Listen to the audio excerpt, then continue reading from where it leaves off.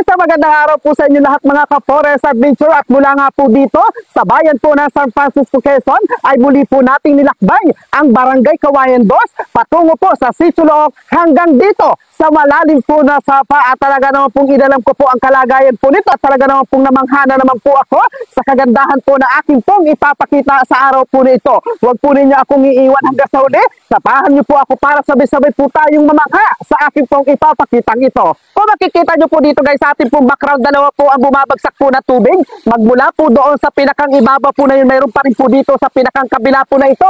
At talaga naman pong napakalamig at napakalino na po ng tubig. Talaga pong matapos po ang ilang araw po na pag-ulan po dito sa bayan po ng San Francisco, Quezon. Ito po at napakaganda po ng talon na po na bumabagsak po dito sa isa po sa pinakamataas na talon sa bayan po ng San Francisco, Quezon. Ay talaga naman pong napakalaki at napakaganda po ng pinagbago po ng isa sa pinakamataas na talon po dito sa bayan po ng San Francisco, Quezon. Dito matatagpuan po natin ang isa sa mataas po na talon dito sapagkat ito'y dalawa.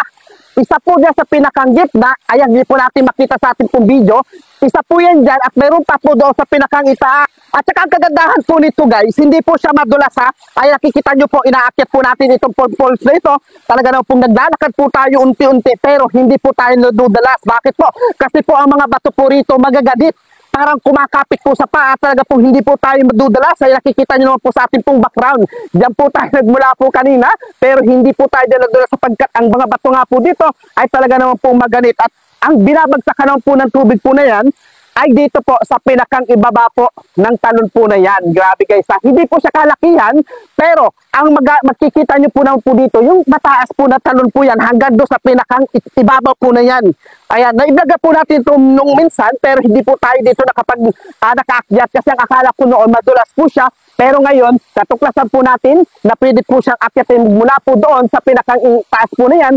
Dito pa lang guys ay talagang super solve na po tayo kapag tayo po ay nandito kasi napakalamig po ng tubig. Bukod pa sa ron guys, napakalinaw na po ng tubig po niya. Nakikita nyo naman po sa ating pong background guys, ayan. And then ito nga po yung isa na ating pong inakyat po kanina na makikita po natin dito po sa pinakang kabila po na ito. At ito naman guys, yung pinakang ibaba po, hanggang doon po yan guys ha. Hindi po siya as in talagang kalakihan yung pinakang pwede po siyang paglanguyan.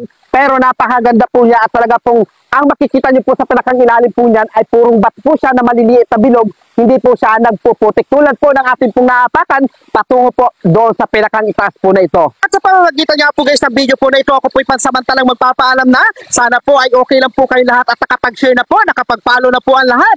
Ayan, maraming salamat po. God bless you all.